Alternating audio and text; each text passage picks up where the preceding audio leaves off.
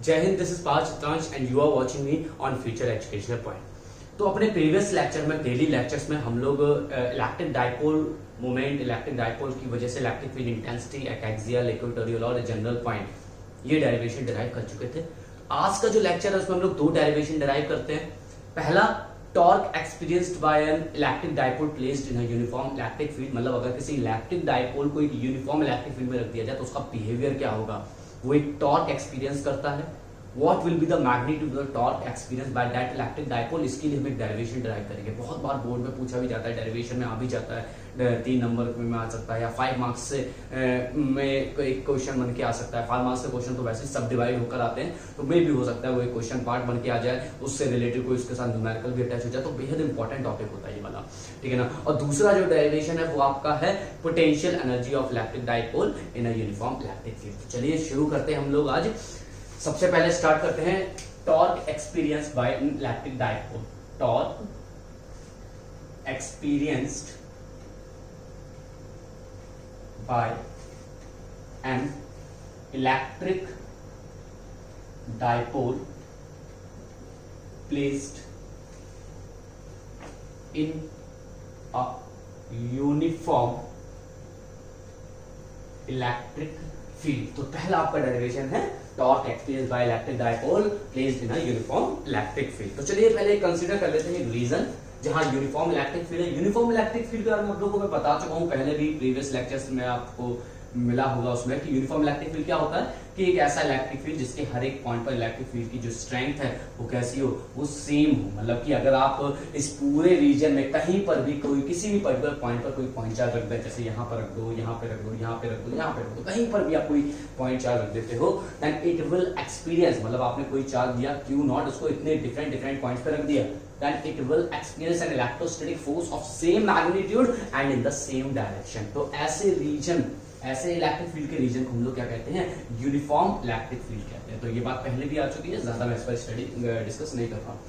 तो ये एक आपका यूनिफॉर्म इलेक्ट्रिक फील्ड है जिसकी स्ट्रेंथ मान लेते हैं कुछ E वेक्टर है, हमने पूरा वेक्टर फॉर्म में कंसीडर किया है, ठीक है ना। तो ये जो इलेक्ट्रिक फील्ड जो है इसकी जो स्ट्रेंथ है वो कितनी है, कैपिटल E, जो मतलब कि हर एक पॉइंट पर इलेक्ट्रिक फील्ड की स्ट्रेंथ कितनी है, केवल कैपिटल E है। यहां पर हमने कंसीडर कर लिया एक इलेक्ट्रिक डाइपोल, यहां पे हमने क्या किया, कंसीडर किया एक इलेक्ट्रिक डाइपोल कुछ इस तरीके से, ठीक है ना। इस डाइपोल का कोई नाम रख देते हैं, इसका AB नाम रख लेते हैं, डाइपोल AB, एंड इस डाइपोल की जो लेंथ है वो कुछ हमने कंसीडर कर लिया यहाँ पे 2L। चार्जेस होंगे ऑब्वियस सी बात है, यहाँ पे -Q चार्ज कंसीडर कर लिया, यहाँ पे हमने कोई चार्ज कंसीडर कर लिया +Q, ठीक। कंसीडर यहाँ पे एक और चीज कर लेते हैं कि मान लेते हैं ये डाइपोल जो है वो कुछ थीटा एंगल बनाता है इलेक्ट्रिक फील्ड के रिस्पेक्ट में, and this is the center of the dipole, that is point O। तो हमने यहाँ पे क्या क्या कंसीडर किया, हमने कंसीडर किया let us consider an electric dipole of dipole moment P vector, मतलब कि P वेक्टर, डाइपोल का जो डाइपोल मोमेंट है वो कितना P वेक्टर है, एंड मैग्नीट्यूड कितना हो जाएगा Q.2L। तो चाहो तो स्केलर फॉर्म में लिख दो, P बराबर Q.2L, ठीक है। हमने एक डाइपोल कंसीडर किया, लेंथ 2L है, and this dipole makes theta angle with respect to the E vector, मतलब कि यूनिफॉर्म इलेक्ट्रिक फील्ड से थीटा एंगल पर हमने क्या किया, इस इलेक्ट्रिक डाइपोल को प्लेस कर दिया। Electric dipole consist 2 point charges -Q and +Q। Obvious सी बात है, दोनों चार्जेस एक यूनिफॉर्म इलेक्ट्रिक फील्ड में रखे हुए हैं, तो इन दोनों ही चार्जेस पर क्या लगेगा, कुछ ना कुछ फोर्स लगेगा। तो अब चलिए फोर्स को रिप्रेजेंट कर लेते हैं यहाँ पे। भाई ये इस पॉइंट +Q चार्ज पर देखो फोर्स किस डायरेक्शन लगेगा, कुछ इस डायरेक्शन में, क्योंकि पॉजिटिव चार्ज अगर किसी इलेक्ट्रिक फील्ड में रखा जाए then the force experience by the positive charge will in the direction of the electric field. मतलब अगर आप किसी पॉजिटिव चार्ज को इलेक्ट्रिक फील्ड में रखते हो then it will experience a force in the direction of the electric field, मतलब उस पर जो फोर्स लगता है वो इलेक्ट्रिक फील्ड की डायरेक्शन में लगता है। अगर नेगेटिव चार्ज को आप यहां रखते हो तो इस पर जो फोर्स होगा वो कहां लगेगा, जस्ट इलेक्ट्रिक फील्ड के अपोजिट डायरेक्शन में, क्योंकि दोनों ही चार्जेस का मैग्नीट्यूड कैसा है, सेम है। दोनों चार्जेस का जो मैग्नीट्यूड है वो सेम है, तो फोर्स का जो मैग्नीट्यूड होगा वो सेम होगा, मतलब फोर्स ऑन +Q और फोर्स ऑन -Q, इन दोनों का जो मैग्नीट्यूड है वो सेम होगा, लेकिन डायरेक्शन जस्ट कैसी होगी, एक दूसरे के अपोजिट होगी। भाई ये बात तो सीधी समझ सकते हो। जैसे मान लो ये एक चार्ज शीट है, पॉजिटिवली चार्ज शीट हमने कंसीडर कर ली, ठीक है ना, ये पॉजिटिव चार्ज शीट है और पॉजिटिव चार्ज शीट की वजह से इलेक्ट्रिक फील्ड ऑब्वियसली बात है कुछ आउटवर्ड ही होगा। अगर आप यहाँ पर कोई प्लस क्यू चार्ज रखते हो then it will experience some force in the direction of the electric field. लेकिन अगर आप यहाँ पर कोई माइनस क्यू चार्ज रखते हो then it will experience the force opposite to the electric field, क्योंकि भैया ये पॉजिटिव क्या करेगा, इस माइनस क्यू को अट्रैक्ट करेगा, तो इस पर जो फोर्स लगेगा इस चार्ज शीट के इलेक्ट्रिक फील्ड की वजह से वो कहाँ होगा, इलेक्ट्रिक फील्ड के जस्ट अपोजिट डायरेक्शन में होगा। तो ये जो बहुत ही सिंपल बेसिक पॉइंट्स हैं, ठीक है ना, पहले भी मैं आपको इसके बारे में बता चुका हूं। ठीक है, तो यहां पे हमने कंसीडर किया एक डायपोल है, इसने इलेक्ट्रिक फील्ड का कोई एंगल बनाया थीटा, ठीक है ना। डायपोल के जो चार्जेस है minus Q and plus Q will experience the same force, same magnitude का फोर्स एक्सपीरियंस करेंगे, लेकिन जो डायरेक्शन होगी वो जस्ट कैसी होगी, अपोजिट होगी। तो यहाँ पे देखो दो फोर्सेस है बेटा, दो फोर्सेस जो डिफरेंट लाइन ऑफ एक्शन पर क्या कर रहे हैं, वर्क कर रहे हैं। दोनों फोर्सेस का मैग्नीट्यूड कैसा है, सेम है, लेकिन डायरेक्शन कैसी है, जस्ट अपोजिट है। तो ये क्या करेंगे, ये एक कपल फॉर्म करेंगे, they will form a couple, और इस कपल की वजह से this dipole experiences a torque, या ये कह दो ये डायपोल क्या करेगा, एक रोटेशनल मोशन परफॉर्म करेगा। देखिए ध्यान से, मान लो ये कैप जो है वो प्लस चार्ज को रिप्रेजेंट करता है, ये टेल जो है इसका जो बॉटम जो है वो माइनस क्यू चार्ज को रिप्रेजेंट कर रहा है, ठीक है ना। अब केस क्या होगा भाई, क्यू ई फोर्स कहां लगा, कुछ इस डायरेक्शन में, ठीक है ना, जिसकी वजह से ये पॉइंट किधर मूव करेगा, कुछ इस डायरेक्शन में, एंड माइनस क्यू चार्ज के फोर्स किधर लग रहा है, वो इस डायरेक्शन में। तो ये डायपोल जो कैसे रोटेट कर जाएगा, ये डायपोल कुछ इस तरीके से रोटेट कर जाएगा, मतलब ऐसे रखा है तो ऐसे रोटेट कर जाएगा। अगर मान लो आप इलेक्ट्रिक फील्ड कुछ इसी डायरेक्शन में है और डायपोल पी वेक्टर को आप मान लो कुछ इस डायरेक्शन में रखते हो, तो अब ये डायपोल कैसे रोटेट करेगा, देखो ध्यान से, मान लो ये पॉइंट जो है वो क्या सेंटर ऑफ द डायपोल, ठीक है ना। तो देखो ध्यान से, अगर ये ऐसे रखा हुआ है तो भाई यहाँ पे पॉजिटिव चार्ज है तो इस पर फोर्स कहां लगेगा, कुछ इस डायरेक्शन में, जिसकी वजह से डायपोल कैसे मूव करेगा, कुछ इस डायरेक्शन में।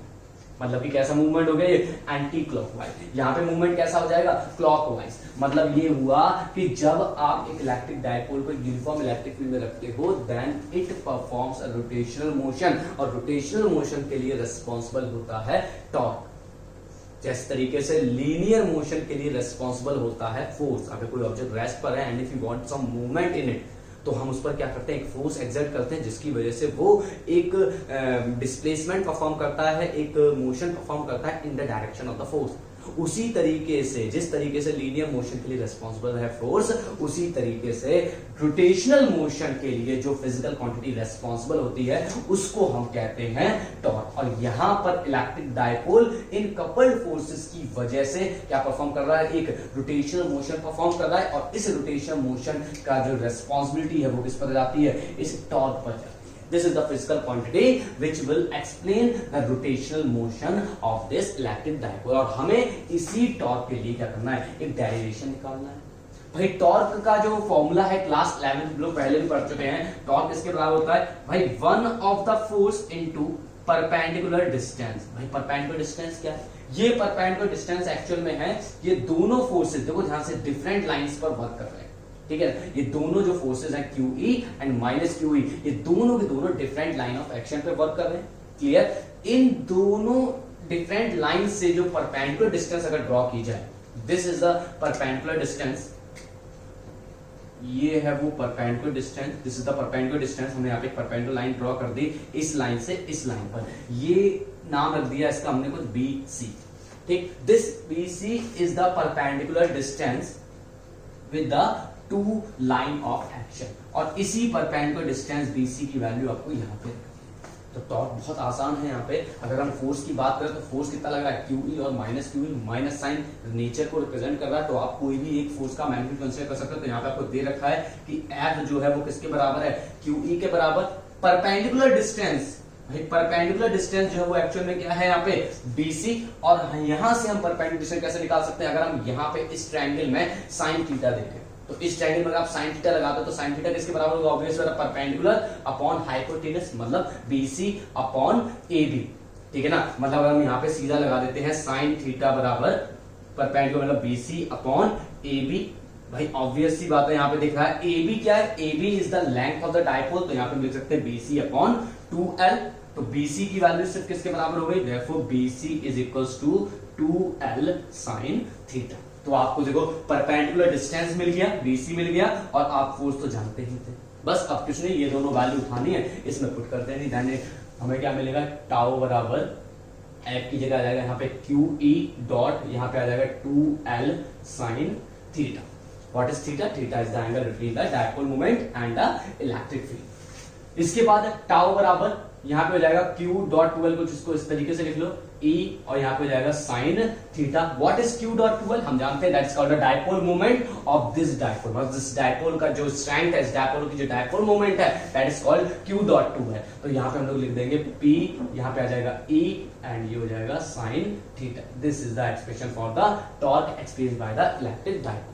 वेक्टर फॉर्म में अगर इसको लिखना है तो आप सीधे लिख सकते हो, देखो ध्यान से, टाउ वेक्टर बराबर पी ई साइन थीटा। भाई ध्यान से सुनो, अगर ए बी साइन थीटा लगाओ तो हम लोग क्या लिखते हैं, ए क्रॉस बी वेक्टर। तो ऑब्वियस सी बात है, यहाँ पे क्या हो जाएगा, P vector cross E vector. भाई टॉर्क जो है वो एक्सियल वेक्टर है, पोलर वेक्टर नहीं है। फोर्स की तरह, इलेक्ट्रिक फील्ड की तरह पोलर वेक्टर्स नहीं होते। ये टॉर्क ऐसा होता है, एक एक्सियल वेक्टर होता है। जितने भी रोटेशनल वेक्टर्स हैं आपके, टॉर्क है, एंगुलर मोमेंटम है, एंगुलर वेलोसिटी है, एंगुलर डिस्प्लेसमेंट है ना, ये सभी के सभी जितने भी जो फिजिकल क्वांटिटीज ऑब्जेक्ट में रोटेशन मोशन परफॉर्म कराती हैं, और अगर वो वेक्टर हैं तो रोटेशनल मोशन परफॉर्म कराने वाली फिजिकल क्वांटिटीज वो आपकी किस में आ जाती हैं, एक्सियल वेक्टर्स में आ जाती हैं। टॉर्क आपका कौन सा वेक्टर है, एक्सियल वेक्टर है। और इस एक्सियल वेक्टर के लिए हम लोग क्रॉस प्रोडक्ट का यूज करते हैं, ना कि डॉट प्रोडक्ट का। तो इसीलिए यहाँ पे टाउ वेक्टर बराबर वेक्टर फॉर्म हमने क्या लिख दिया, टाउ वेक्टर बराबर P vector cross E vector. Direction की बात कर लेते हैं, ऑब्वियस सी बात है, अगर ये बात ध्यान रखना वेक्टर में ही है, A vector cross B vector equals to आपके सामने लिखा है सी वेक्टर, ठीक है। तो यहाँ पे जो देखो सी वेक्टर की जो डायरेक्शन है वो क्या होती है, ध्यान से सुनना। ए वेक्टर मान लो कुछ इस डायरेक्शन में है एंड बी वेक्टर आपका मान लो कुछ इस डायरेक्शन में, ठीक। हमने लिखा यहाँ पे ए क्रॉस बी, मतलब हो गया ए से बी की ओर, clear. The direction of C vector जो है वो हमेशा उस प्लेन के परपेंडिकुलर होगी जिस प्लेन पर ए और बी वेक्टर दोनों लाई करते हैं। मतलब इस सी वेक्टर की जो डायरेक्शन है वो हमेशा क्या होती है, वो हमेशा उस प्लेन पर होगी। जैसे मान लो हमने कहा कि A vector is line along X axis और यहाँ पे ये है मान लो कोई वाई एक्सिस, तो ऑब्वियस सी बात है ए और बी दोनों कौन से प्लेन में लाई कर रहे हैं, ये दोनों लाई कर रहे हैं एक्स वाई प्लेन में। तो सी वेक्टर की जो डायरेक्शन है वो एक्स वाई प्लेन की हमेशा कैसी होगी, परपेंडिकुलर होगी। अब प्लस जेड एक्सिस के अलोंग भी हो सकती है और माइनस जेड एक्सिस के अलोंग भी हो सकती है। तो ये बात हम कैसे पता करेंगे, तो देखो हमने लिखा है यहाँ पे ए क्रॉस बी, मतलब कहां जा रहे हैं, ए से बी की ओर। तो अपने राइट हैंड रूल को यूज करो, हम लोग कहां जा रहे हैं, ए से बी की ओर। देन देखो थंब जो है वो किस डायरेक्शन में जा रहा है, बाहर की ओर। तो यहाँ पे जो सी वेक्टर जो है ऑब्वियस सी बात क्या होगा, आउटवर्ड होगा, मतलब कि कुछ इस तरह बाहर की ओर होगा। बात समझ में आ गई, नीचे नहीं है, ये बाहर की ओर है, आउटसाइड की ओर दिखाया जा रहा है। अगर मान लो आपसे कहा जाए कि B vector cross A vector, तो हम लोग क्या लिखते हैं यहाँ पे, माइनस सी वेक्टर। क्यों लिखते हैं माइनस सी वेक्टर, भाई जब आप लिखते हो बी क्रॉस ए, अब आप कैसे जा रहे हो, अब आप ए से बी नहीं जा रहे हो, अब आप कहां जा रहे हो, बी से ए जा रहे हो। मोशन कैसे हो रहा है, बी से ए, तो थंब कहां जा रहा है, अंदर। अब सी वेक्टर की जो डायरेक्शन है वो क्या होगी, वो अंदर की ओर होगी, मतलब कि इनवर्ड होगी। तो इस बात को थोड़ा ध्यान रखना। अब यही कंसेप्ट हम जरा यहां पे भी लगा के देख लेते हैं। टाउ बराबर आपके में लिखा है P cross E vector, tau बराबर क्या लिखा है, पी वेक्टर क्रॉस ई वेक्टर। तो हमें पी क्रॉस ई करना, तो देखो ध्यान से, पी वेक्टर किस डायरेक्शन में, पी वेक्टर भैया आपका कुछ इस डायरेक्शन में है, ई वेक्टर किस डायरेक्शन में, ई वेक्टर कुछ आपका इस डायरेक्शन में है। एंगल कितना है इन दोनों के बीच में, थीटा है। हम लोगों ने क्या लिखा है, टाउ बराबर पी क्रॉस ई वेक्टर। तो पी क्रॉस ई का मतलब यहाँ पे क्या हुआ, हम पी से ई की ओर जाते हैं तो पी से ई की कर्वेचर इधर जाएगा, ये फिंगर का जो कर्वेचर वो इधर जाएगा, एंड द थंब जो है वो कहां लग रहा है, वो इनवर्ड है। मतलब जो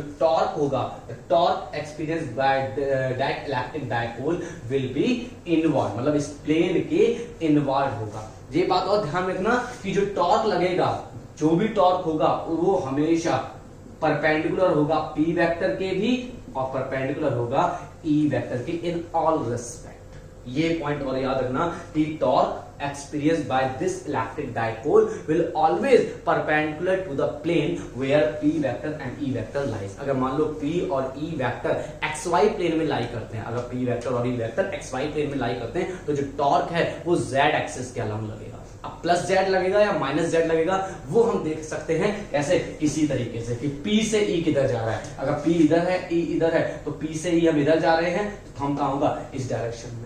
अगर मान लो यहां P वेक्टर लिखा है, यह P वेक्टर है और ये E वेक्टर है, तो अब P से E कैसे जा रहे हैं, P से E इस डायरेक्शन में, तो थंब कहां जा रहा है, आउटवर्ड, तो टॉर्क कहां लगेगा, बाहर की ओर लगेगा। तो प्लस जेड एक्सिस या माइनस जेड एक्सिस का है वो आप ऐसे पता कर सकते हो, लेकिन इस बात का ध्यान रखना कि टॉर्क हमेशा उस प्लेन के परपेंडिकुलर होगा जिस प्लेन पर P और E दोनों लाई कर रहे हैं। बात क्लियर। P और E दोनों ही टॉर्क के साथ कितना एंगल बनाएंगे, 90 डिग्री। मतलब जो भी टॉर्क लगेगा इस डायपोल पर, वो डायपोल मोमेंट और इलेक्ट्रिक फील्ड इन दोनों से ही कितना एंगल बनाएगा, 90 डिग्री एंगल बनाएगा। तो this is the expression, this is the all the facts about the electric dipole. अब जरा कुछ केसेस की बात यहाँ पे कर लेते हैं। केसेस देखो बहुत ध्यान से सुनते हैं। ये डायपोल मैं डायग्राम रफ कर देता हूं, इसकी भी जरूरत नहीं है। केस, 3 केसेस हम यहाँ पे कंसिडर कर रहे हैं। यहाँ पे सबसे पहला जो केस है, केस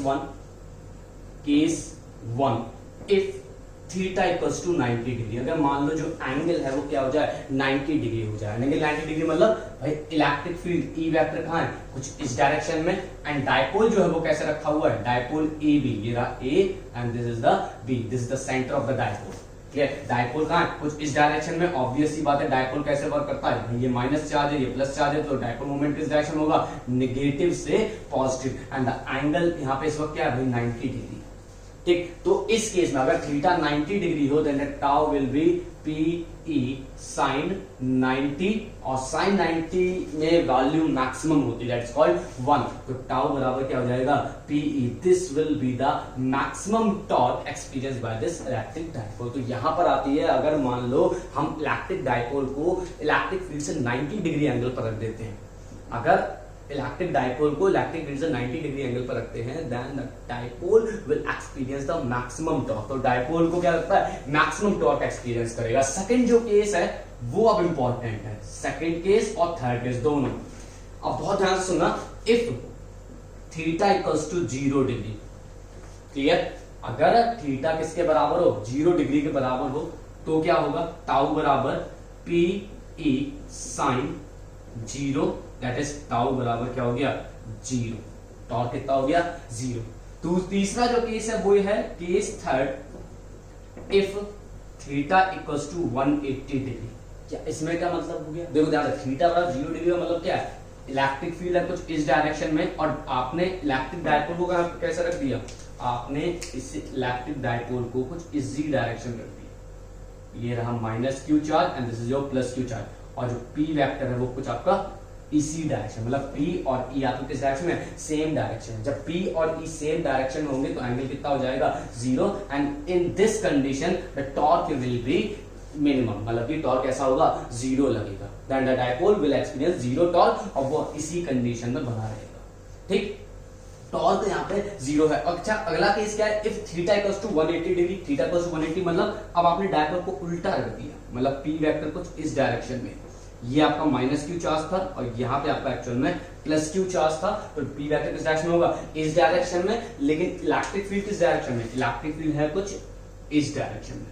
तो अब P और E इन दोनों के ही बीच में जो एंगल है वो कितना हो जाएगा, 180 डिग्री होगा। भाई सोचो जरा, मान लो ये रहा यूनिफॉर्म इलेक्ट्रिक फील्ड, ठीक है ना, कुछ इस डायरेक्शन में है। अब आपने यहाँ पे क्या किया, इस डायपोल को कुछ ऐसे रख दिया, ये रहा minus Q and this is your plus Q. ठीक है, तो डायपोल मोमेंट P वेक्टर किस डायरेक्शन में, अभी इस डायरेक्शन, मतलब एंगल जो है वो 0 डिग्री बना रहा है with respect to the electric field. ठीक, और अगर आप इस इलेक्ट्रिक डायपोल को कुछ ऐसे रख देते हो, ये रहा आपका प्लस और ये रहा माइनस क्यू। ठीक, तो अब P वेक्टर किस डायरेक्शन में, भाई अब P वेक्टर कुछ इस डायरेक्शन में है, मतलब अब जो एंगल जो बना रहा है theta, that is called your 180 degree. जब थीटा 180 होगा तो ऑब्वियस सी बात है टाउ बराबर क्या हो जाएगा, अगेन पी ई साइन 180, और साइन 180 की वैल्यू 0, तो टॉर्क अगेन यहाँ पे क्या हो जाएगा, 0 हो जाएगा। इन दोनों कंडीशन को कुछ नाम दिया है, इन दोनों कंडीशन को कुछ नाम दिया, वो दिया है this condition is called stable equilibrium.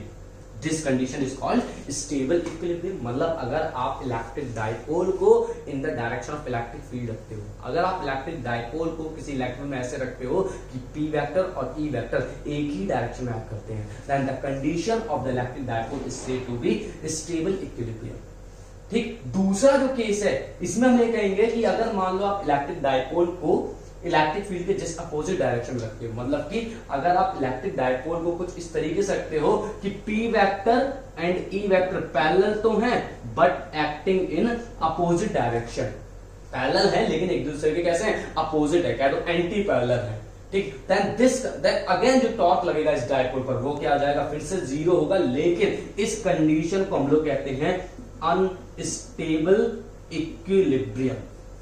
बात क्लियर होगी। तो यहाँ पे आपके तीन केसेस हैं। सबसे पहला case, if theta equals to 90 degree then the dipole will experience the maximum force. If theta equals to 0 degree then the condition, then if theta equals to 0 degree and theta equals to 180 degree then the torque experience by electric dipole will be minimum, that is the 0। लेकिन यहाँ अंतर क्या है, difference क्या है, जब theta 0 होगा then the condition of the dipole is said to be stable equilibrium and if theta is 180 degree then the condition of dipole is said to be unstable equilibrium. अब जरा स्टेबल और unstable इन दोनों में difference क्या है, जरा चलो अब इसको समझ लेते हैं, स्टडी कर लेते हैं। बहुत बार पूछा जाता है यार, एग्जाम में बहुत आता है, कई बार पूछा जाता है, what do you mean by the stable condition, stable equilibrium condition, what do you mean by the condition of the unstable equilibrium of electric dipole. तो आपको सिंपली बोलना है, क्वेश्चन अगर आता है what do you mean by the stable equilibrium condition of electric dipole, तो आपको बोलना अगर किसी इलेक्ट्रिक डायपोल को इन the direction of electric field रख दिया जाए then the torque experienced by the dipole is minimum, that is 0, but that condition is known as the stable equilibrium.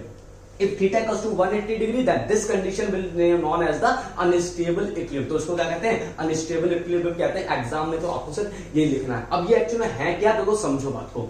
मैंने यहाँ पे दो चीजें लिखी है, यहाँ पे एक मैंने लिखा है स्टेबल इक्विलिब्रियम, ठीक, और एक मैंने यहाँ पे लिखा है अनस्टेबल इक्विलिब्रियम, ठीक। स्टेबल इक्विलिब्रियम कब मिलेगा, जब थीटा की वैल्यू 0 डिग्री होगी, और अनस्टेबल आपको कब मिलेगा, जब थीटा की वैल्यू कितनी होगी भाई 180 डिग्री होगी। डिफरेंस देखो भाई, पहले समझो इक्विलिब्रियम क्या होता है। देखो इक्विलिब्रियम का मतलब होता है कोई भी ऑब्जेक्ट इक्विलिब्रियम कब कहा जाता है, हम कहते हैं कि मान लो this object is in the condition of equilibrium. तो कब होता है, कोई भी ऑब्जेक्ट इक्विलिब्रियम में तब कहा जाता है जब उस पर ऑब्जेक्ट पर नेट फोर्स, ठीक है ना, उस पर नंबर ऑफ फोर्सेस एक्ट जरूर कर रहे हो लेकिन उस ऑब्जेक्ट पर नेट फोर्स जो है वो क्या लग रहा हो, 0 हो जाए, तो हम उस कंडीशन को इक्विलिब्रियम कहते हैं। फॉर एग्जांपल अगर मान लो हम यहाँ पे एक पॉइंट ऑब्जेक्ट लें और इस पॉइंट ऑब्जेक्ट पर हम दो फोर्स एक्सर्ट करें, एक 10 न्यूटन का कुछ इस डायरेक्शन में और एक 10 न्यूटन का फोर्स कुछ इस डायरेक्शन में, तो ऑब्वियस सी बात है नेट फोर्स क्या रहेगा, यहाँ पे 0 रहेगा। तो हम इस कंडीशन को क्या बोलते हैं, इक्विलिब्रियम कहते हैं। तो इक्विलिब्रियम होता है नेट फोर्स इक्वल्स टू 0, मतलब कि किसी भी पर्टिकुलर ऑब्जेक्ट पर अगर नेट फोर्स 0 है then it is said to be equilibrium, जो कि दोनों ही कंडीशन सेटिस्फाई कर रही थी। कैसे भाई, आपने कहा कि ये रहा uniform electric field, this is your uniform electric field, clear, और आपने क्या किया, यहां पर कुछ इलेक्ट्रिक डायपोल ऐसे रखा, ये रहा इलेक्ट्रिक डायपोल। इस कंडीशन के अकॉर्डिंगली आपने यहाँ माइनस क्यू चार्ज, मतलब डायपोल की डायरेक्शन कुछ इस तरीके से है, ये प्लस क्यू, पी वेक्टर किस डायरेक्शन में लाई कर रहा है, ऑब्वियस सी बात है कुछ इस डायरेक्शन में लाई कर रहा है, ठीक। फोर्स की बात करें जरा, देखो ध्यान से, तो इस प्लस क्यू चार्ज पर फोर्स कितना लगेगा, कुछ इस डायरेक्शन लगेगा, ऑब्वियस सी बात है क्यू ई फोर्स लगेगा। इस माइनस क्यू वाले पर फोर्स कितना लगेगा, कुछ इस डायरेक्शन लगेगा, that is called your minus Q E. ये दोनों ही फोर्सेस मैग्नीट्यूड में कैसे हैं, बराबर हैं, लेकिन एक दूसरे के जस्ट कैसे लग रहे हैं, अपोजिट लग रहे हैं। तो यहाँ पर जो नेट फोर्स है वो एक्चुअल में क्या हो गया, 0, और इसीलिए हम कहेंगे ये जो डायपोल है वो किस कंडीशन में, वो इक्विलिब्रियम कंडीशन में। लेकिन अगर मान लो हम इस इलेक्ट्रिक डायपोल को, देखो ध्यान से, अगर मान लो देखो डायपोल कुछ इस डायरेक्शन में, डायपोल कुछ इस डायरेक्शन में है, ठीक है ना, अगर हम मान लो इस इलेक्ट्रिक डायपोल को जो कि पी वेक्टर कैप के अलोंग, मतलब इस डायरेक्शन में है, अगर हम इस डायपोल को कुछ इस तरीके से घुमा दें और जैसे ही हम इसको छोड़ेंगे तो डायपोल दोबारा अपनी उसी पोजीशन को अलाइन कर देगा, ठीक। अगर मान लो हम इस इलेक्ट्रिक डायपोल को कुछ यहां रख दें, ऐसे रख दें, और जैसे ही हम इसको यहां से छोड़ेंगे तो ऑब्वियसली बात है then it will experience some torque और भी अपने आप को वापस कुछ इसी डायरेक्शन में क्या कर लेगा, अलाइन कर लेगा। मतलब जब कोई ऑब्जेक्ट, अगर किसी ऑब्जेक्ट को उसके इक्विलिब्रियम पोजीशन से हटाया जाए और वह ऑब्जेक्ट वापस अपनी उसी पोजीशन को एक्वायर करे then that condition is known as stable equilibrium. तो उस कंडीशन को हम लोग क्या बोलते हैं, स्टेबल कहते हैं। मतलब कि डायपोल जो है वो इस पोजीशन में स्टेबल रहेगा, और इक्विलिब्रियम इसलिए क्योंकि इस पर नेट फोर्स क्या रहेगा, 0 होगा। तो यहाँ पे इसीलिए हम इसको कंबाइन में क्या बोल देते हैं, स्टेबल इक्विलिब्रियम। कि अगर आप डायपोल को कुछ इस तरीके से रखते हो कि पी वेक्टर और ई वेक्टर के बीच में एंगल कितना बनता है, 0 डिग्री बनता है, then the dipole remains stable. तो डायपोल कैसा रहेगा, स्टेबल रहेगा, वो इस पोजीशन में हमेशा क्या रहेगा, बना रहेगा। तो इस कंडीशन को हम लोग बोलते हैं स्टेबल इक्विलिब्रियम। अनस्टेबल में देखो क्या होता है, अनस्टेबल का केस ऐसा है, यही हमने यूनिफॉर्म इलेक्ट्रिक फील्ड कंसीडर कर लिया फिर से, ठीक है ना। अब हमने यहाँ पे इलेक्ट्रिक डायपोल को कुछ इस तरीके से रखा, देखो अब की बार इलेक्ट्रिक डायपोल हमने यहाँ पर कंसीडर किया है कुछ प्लस क्यू चार्ज, यहाँ मान लिया माइनस क्यू, मतलब पी वेक्टर जो वो किस डायरेक्शन में लग रहा है, पी वेक्टर कुछ भाई इस डायरेक्शन में लग रहा है। बात सही है, आपने इलेक्ट्रिक फील्ड का माना, इलेक्ट्रिक फील्ड इस डायरेक्शन में, और डायपोल को आपने कहा दिया अपोजिट दिया, in such a manner that theta equals to कितना हो गया यहाँ पे भाई 180 डिग्री, मतलब पी और ई इन दोनों में एंगल कितना है 180 डिग्री, पी और ई, पी किधर लग रहा है इस डायरेक्शन में और ई वेक्टर इस डायरेक्शन, तो एंगल कितना हो गया 180 डिग्री हो गया। इसके बाद अब देखो ध्यान से, अगर इस प्लस क्यू को देखो, इस प्लस क्यू पॉइंट चार्ज पर, तो इस पर एक फोर्स लगेगा कुछ इस डायरेक्शन में, that is called plus Q E, ठीक। और इस पॉइंट चार्ज मतलब माइनस क्यू पर फोर्स का लगेगा, जैसा भी मैंने बताया कि अगर किसी नेगेटिव चार्ज को इलेक्ट्रिक फील्ड में रखते हो तो नेगेटिव चार्ज में जो फोर्स लगता है वो opposite direction to the electric field लगता है, मतलब अब इस माइनस क्यू चार्ज पर फोर्स कहां लगेगा, कुछ इस direction, that is called minus Q.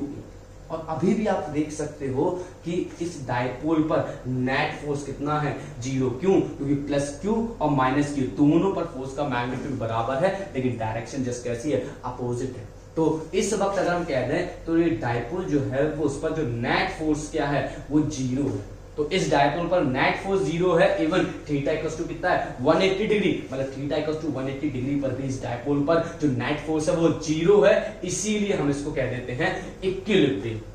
Unstable क्यों कह रहे हैं, अनस्टेबल हम इसलिए कह रहे हैं क्योंकि अब अगर तुमने इस इलेक्ट्रिक डायपोल को इसकी पोजीशन से रिमूव किया, देखो डायपोल कैसे रखा है, डायपोल अब ऐसे रखा है इस तरीके से, जो कैप है पी वेक्टर मतलब इस डायरेक्शन में रिप्रेजेंट करता है, ठीक है ना, ये कैप प्लस क्यू, ये माइनस क्यू रिप्रेजेंट कर रहा है, मतलब पी वेक्टर यहां से कुछ यहां है, ठीक है ना। अगर आप इस डायपोल को इसकी पोजीशन से थोड़ा सा भी टिल्ट करते हो तो ये अपने इस पोजीशन को दोबारा एक्वायर नहीं करेगा, ये क्या करेगा, ये एक नई पोजीशन बैठ जाएगा जो भी कैसा होगा, स्टेबल होगा। मतलब ये डायपोल अगर आप इसको इसकी पोजीशन यहां रख देते हो then it will experience a torque, और ये किसी दूसरी पोजीशन पे जाके बैठ जाएगा। मतलब अगर आपने डायपोल को इस पोजीशन से थोड़ा सा भी इसको टिल्ट किया, अगर आपने इस डायपोल को इसकी पोजीशन से थोड़ा सा भी टिल्ट किया, देखो खुद समझो ध्यान से, अगर मान लो आप डायपोल को कुछ इस तरीके से रख देते हो, देखो ध्यान से, ये प्लस है ये माइनस है, तो क्या होगा भाई, प्लस पे कितना फोर्स लगेगा, प्लस चार्ज है तो उस पर कुछ इस डायरेक्शन फोर्स लगेगा, माइनस की चार्ज पर कुछ इस डायरेक्शन फोर्स लगेगा, तो डायपोल भाई ऑब्वियस सी बात है, डायपोल अगर आप ऐसे करके ऐसे रख देते हो तो वापस इधर नहीं जाएगा, वो क्या करेगा, वो कुछ इस तरीके से घूमकर इस डायरेक्शन में अलाइंड हो जाएगा, मतलब वो उस पोजीशन की ओर भागेगा जहां पर वो क्या हो जाए, वो स्टेबल हो जाए।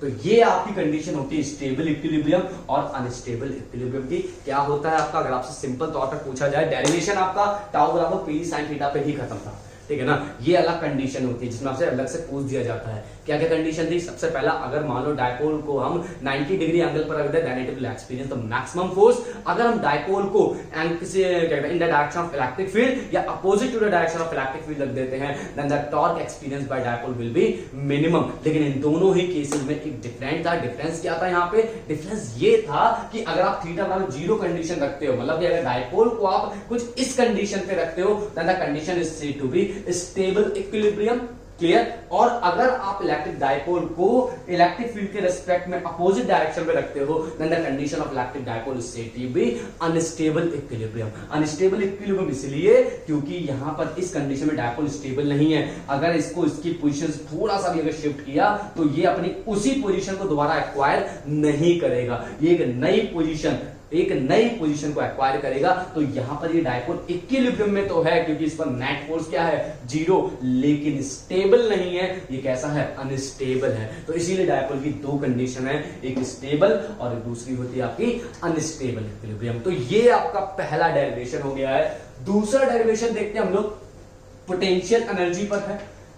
इसमें है आपका potential energy stored bye N electric dipole, ठीक है, इन अ यूनिफॉर्म इलेक्ट्रिक फील्ड। देखो अगर मान लो किसी ऑब्जेक्ट को, ठीक है ना, अगर कंसीडर हम करें कि मान लो किसी ऑब्जेक्ट को हम ग्रेविटेशनल फील्ड के अगेंस्ट में कोई डिस्प्लेसमेंट देते हैं, जैसे किसी ऑब्जेक्ट को हमने अर्थ से उठाकर किसी हाइट पे रखा, तो हमें क्या करना पड़ता है, एक वर्क करना पड़ता है किसके अगेंस्ट में, एक ग्रेविटेशनल फोर्स के अगेंस्ट में। समझो बात को।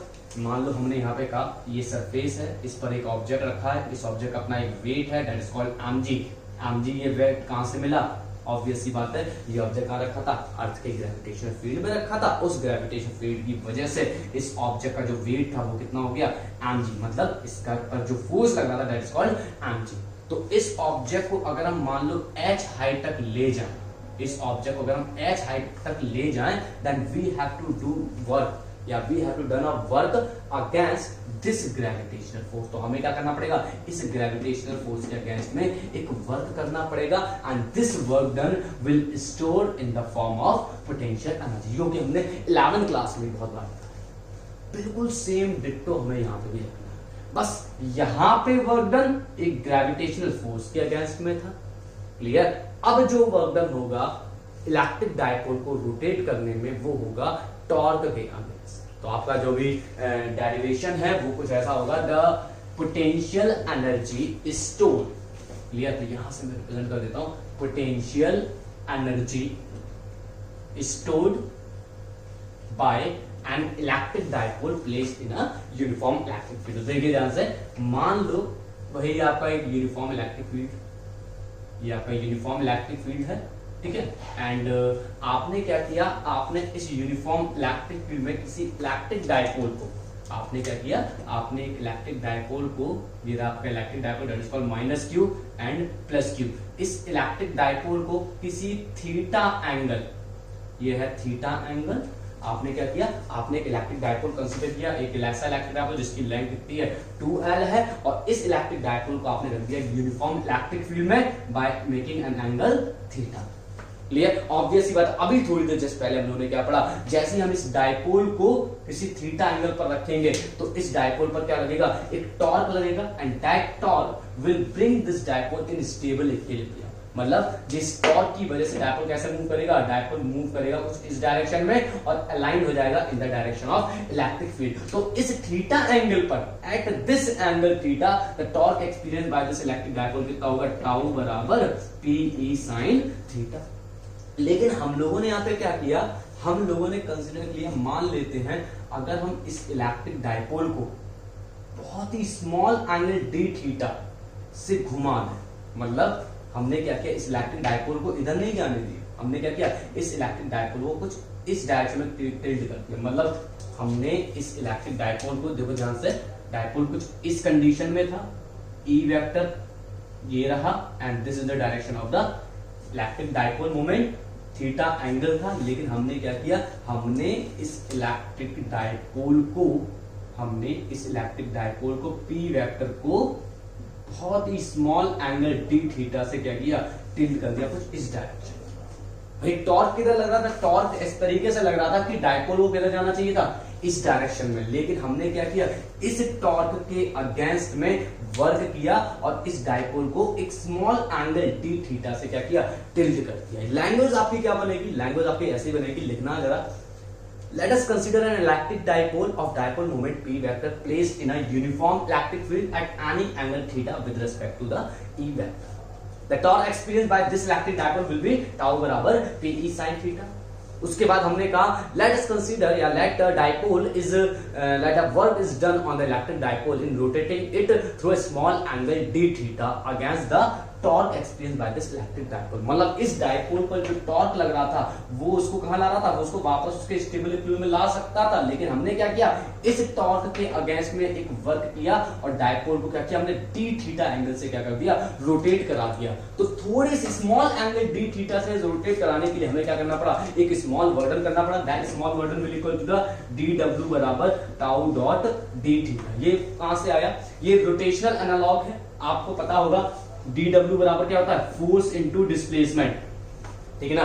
मतलब जब डिस्प्लेसमेंट फोर्स के द्वारा हुआ हो, the work done will be dw बराबर f इनटू ds। लेकिन यहां पे डिस्प्लेसमेंट कैसा है, एंगुलर है, और एंगुलर डिस्प्लेसमेंट के लिए ऑब्वियस सी बात है, रिस्पांसिबल कौन होगा, टॉर्क होगा। तो इस टॉर्क के द्वारा इस टॉर्क के अगेंस्ट में, सॉरी इस टॉर्क के अगेंस्ट हमने डायपोल कितना रोटेट करा दिया, डी थीटा एंगल से रोटेट कराया, तो स्मॉल वर्डन कितना हो गया, डी डब्ल्यू बराबर tau dot D theta. Tau की वैल्यू यहाँ पे रखी, तो डी डब्ल्यू बराबर यहाँ पे क्या हो जाएगा, P E sine theta D theta. मतलब इस डायपोल को इस टॉर्क के against small angle D theta से रोटेट कराने के लिए हमें कितना वर्क करना पड़ा, एक स्मॉल वर्क करना पड़ा, दैट्स कॉल्ड डी डब्ल्यू। अब सोचो D theta displace angular displacement के लिए हमें स्मॉल वर्क डन करना पड़ा। If we rotate this dipole through angle theta 1 to theta 2, अगर हम मान लो इस डायपोल को किसी एंगल थीटा 1 से थीटा 2 पे रोटेट करा था, मतलब वही तो हमने केवल क्या किया, एक बहुत ही स्मॉल एंगल डी थीटा से इसको टिल्ट कराया। लेकिन अब हम कहें कि हम इस इलेक्ट्रिक डायपोल को जब डी थीटा एंगल से रोटेट कराया तो स्मॉल वर्क करना पड़ा। अगर हम इस इलेक्ट्रिक डायपोल को किसी एंगल थीटा 1 से थीटा 2 तक रोटेट करा दें तो हमें कितना वर्क करना पड़ेगा, तो हमने यहाँ पे क्या किया, इंटीग्रेशन किया, that is integration D W integration limit theta 1 से लेकर थीटा 2। यहाँ पे हम लोग लिख देंगे P E sine theta and D theta. D W total work done आ जाएगा, capital W, P and E that are the constant, तो बाहर आ जाएंगे क्योंकि इसके घूमने से, इस डायपोल के घूमने से पी वेक्टर और ई वेक्टर का कोई फर्क नहीं पड़ेगा, इसीलिए हमने कांस्टेंट है, ये बाहर आ जाएगा। अंदर केवल क्या रह गया, साइन थीटा और डी थीटा। साइन थीटा तुम्हारा कांस्टेंट नहीं होगा क्योंकि आप लोग भी जानते हो अगर डायपोल रोटेट करेगा तो थीटा एंगल क्या करेगा, वेरी करेगा, तो वेरिएबल चीज इंटीग्रेशन के अंदर रहेगी।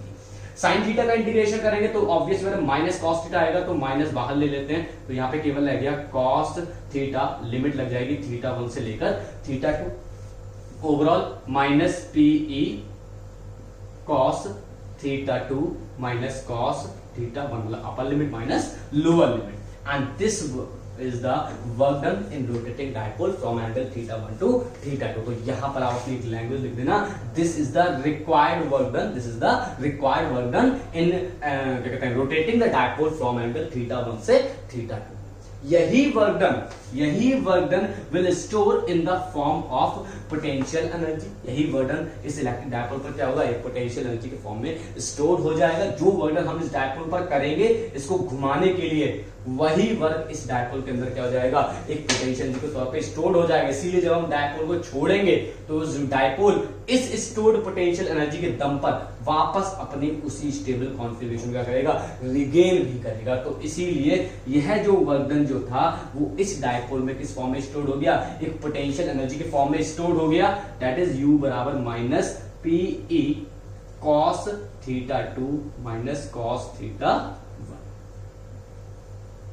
ये तो हो गया आपका एक्सप्रेशन, क्लियर। अब यहां हम कुछ कंडीशन ले रहे हैं।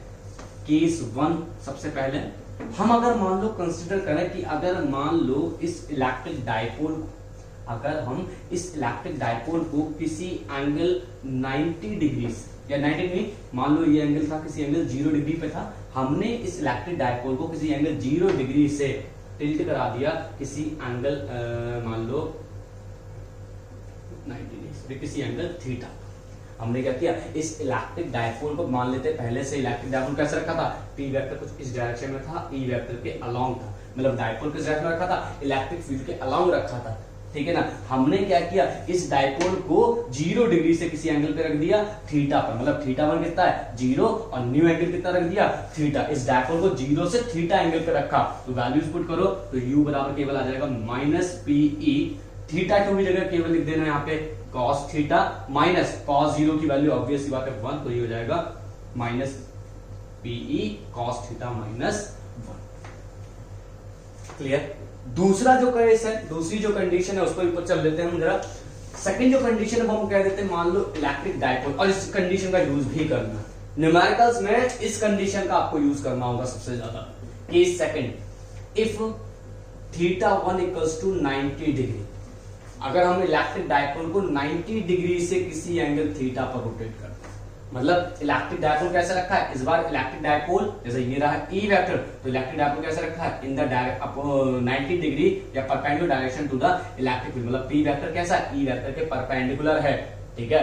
तो अब यहां पर केस क्या हुआ कि अगर हम मान लो किसी इलेक्ट्रिक डायपोल को 90 डिग्री से घुमाते हुए कहां पे ले जाएं, किसी एंगल थीटा पे रख देते हैं, what will be the potential energy, तो पोटेंशियल एनर्जी अब आपकी हो जाएगी u बराबर माइनस पी ई, यहां से देखो cos थीटा 2 तो cos थीटा 2 की क्या आ जाएगा cos theta and minus cos 90, cos 90 की वैल्यू ऑब्वियसली मतलब 0, तो u बराबर केवल कितना हो जाएगा माइनस PE cos थीटा। ठीक, पोटेंशियल जी आपकी एक स्केलर क्वांटिटी है, तो और डायपोल एंड E जो है वो वेक्टर क्वांटिटी, तो हम इसको वेक्टर फॉर्म में भी लिख सकते हैं minus P vector dot E vector. यहां पर आपके लिए होमवर्क है, कोई बताएगा कि नेगेटिव साइन यहाँ पे किस चीज को रिप्रेजेंट करता है, यहाँ जो नेगेटिव साइन है वो यहाँ क्या रिप्रेजेंट करता है। दिस इज योर होमवर्क, यहाँ पे नेगेटिव साइन जो है आ रहा है वो नेगेटिव साइन किस चीज को रिप्रेजेंट करता है। पोटेंशियल एनर्जी आपकी स्केलर क्वांटिटी है, ऑब्वियस सी बात है, दो वेक्टर्स का क्या है डॉट प्रोडक्ट है, दो वेक्टर्स का डॉट प्रोडक्ट हमेशा आपको क्या देता है, एक स्केलर क्वांटिटी देता है, इसीलिए आपका स्केलर है।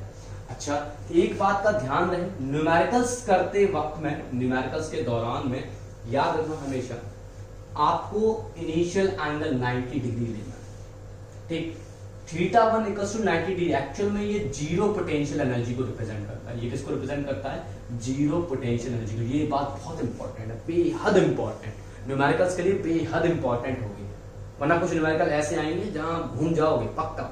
इसीलिए मैं आपसे समझा रहा हूं, ये कंडीशन जो है ये बेहद इंपॉर्टेंट है।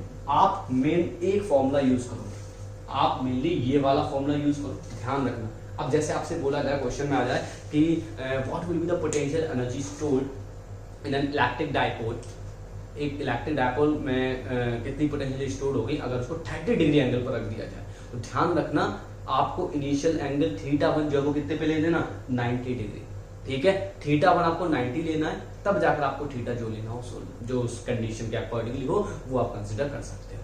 तो इस बात का बस ध्यान रहे कि इनिशियली जो एंगल है थीटा 1 हमेशा कैसा रहेगा आपका, वो 90 डिग्री रहेगा। इनिशियली जो पोटेंशियल जब हम लोग जीरो से स्टार्ट करेंगे तो थीटा 1 बराबर जब 90 होता है तो वहां पर पोटेंशियल जी कितनी हो जाती है, जीरो हो जाती है इलेक्ट्रिक डायपोल की। आप देख सकते हो भाई PE cos theta 2 minus cos theta 1 है, अगर आप थीटा 1 यहाँ 90 लेते हो तो यहाँ पे ये क्या आ जाएगा, जीरो। P का जब मल्टीप्लाई होगा तो ये आएगा PE cos थीटा 2 और अंदर जाएगा PE cos थीटा 1, और थीटा 1 अगर 90 है तो ये वाली क्या हो जाएगी टर्म, जीरो हो जाएगा। तो थीटा 1 बराबर 90, ये कंडीशन जो है वो जीरो पोटेंशियल एनर्जी को रिप्रेजेंट करता है, और हम लोग काउंटिंग तो जीरो से करते हैं, ठीक है ना। तो इसीलिए याद रखना, न्यूमेरिकल करते वक्त में इनिशियली जब आप थीटा 1 और थीटा 2 दोनों लिख रहे हो तो इनिशियली थीटा 1 की वैल्यू आप क्या कंसीडर करोगे, 90 डिग्री कंसीडर करोगे। You will calculate the potential energy from zero potential energy to आगे जो भी हो, पॉजिटिव है नेगेटिव है वो अलग मैटर है, लेकिन इनिशियली जो एंगल है वो आपको हमेशा क्या लेना है, 90 डिग्री कंसीडर करना। इस बात का प्लीज बेहद ध्यान रखें।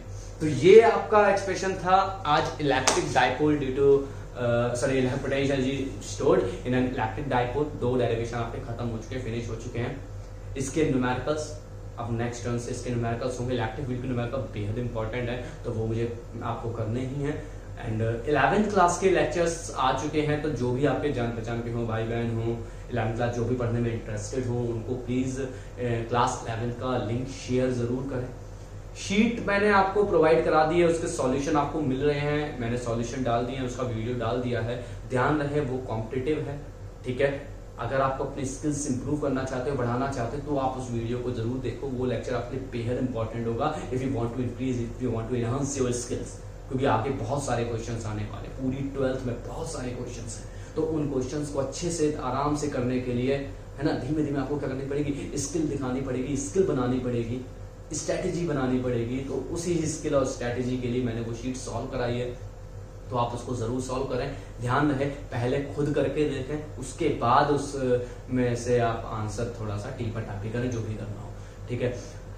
नेक्स्ट टर्न से आपका इलेक्ट्रिक फ्लक्स मतलब गॉस थ्योरम शुरू हो जाएगा। गॉस थ्योरम और इलेक्ट्रिक फ्लक्स की स्टार्टिंग होगी बहुत जल्दी। आपके क्लास 12 के लेक्चर्स प्राइवेट होने वाले हैं। तो चलिए फिर आज के लिए बस इतना ही रखते हैं। जय हिंद।